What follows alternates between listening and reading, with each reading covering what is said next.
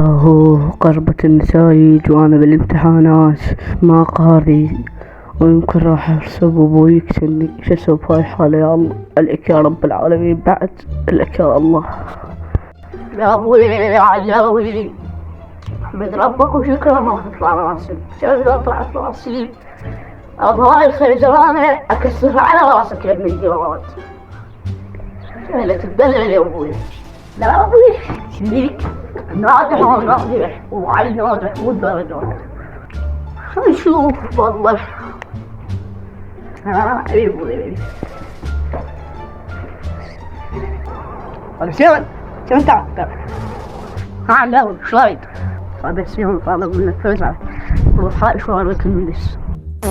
ايوه هسه شرايط اريدك تروح تجيب شهادة مالتي، اذا طايح بواحد اللي محمد يسلم عليك، واذا طايح باثنين اللي محمد يسلموا عليك. خوش تمام صار، يلا باي.